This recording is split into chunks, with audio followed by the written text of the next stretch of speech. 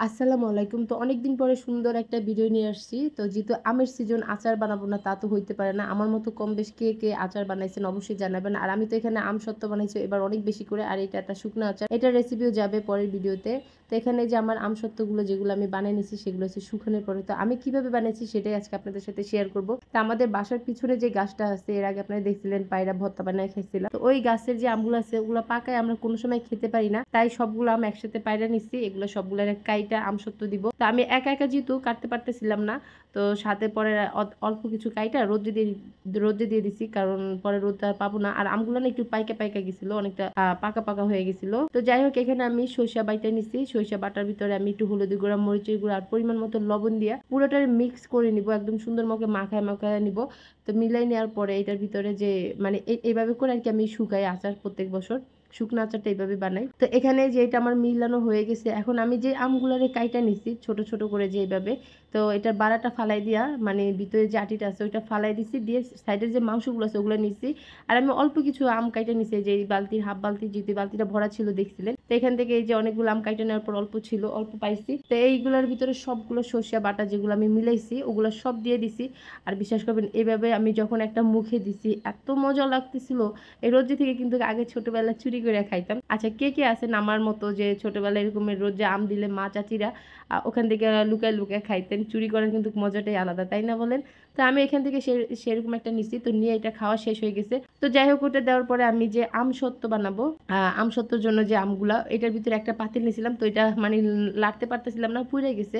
যেহেতু আমসত্ত্ব পানি দেই নাই, আর এটা মানে লাইগা যায়, বারবার লাড়তে হয়। তো এখানে আমি অর্ধেক করে আর কি মানে এটারে একদম গোলা করে নিছি। তো করার পরে প্রত্যেক বছর আমি আমসত্ত্ব বানাই চাইলা, বাট এবছর আমি আর চারি নাই।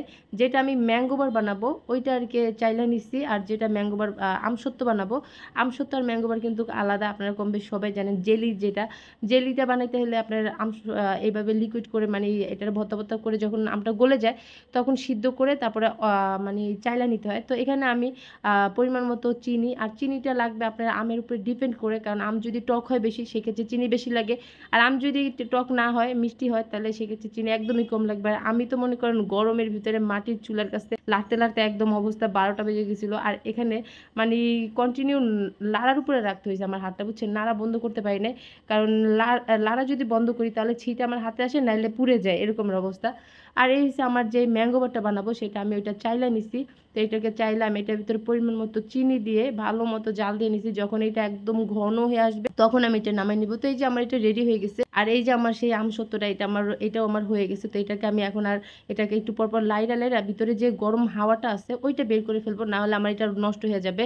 আমসত্ত্ব বানাইলে অনেকদিন ভালো থাকবে না যদি ভিতরে হাওয়া আপনি না বের করেন, গরম হাওয়াটা। আর এই যে আমার ম্যাঙ্গো বারটাও রেডি। এখান থেকে আমি যদি কিছুটা কাচের বয়মে ভরে নেই তাহলে জেলি হয়ে যাবে, আর বাকিটা যদি আমি রোদ্রে শুকাই তাহলে হয়ে যাবে ম্যাঙ্গো বার।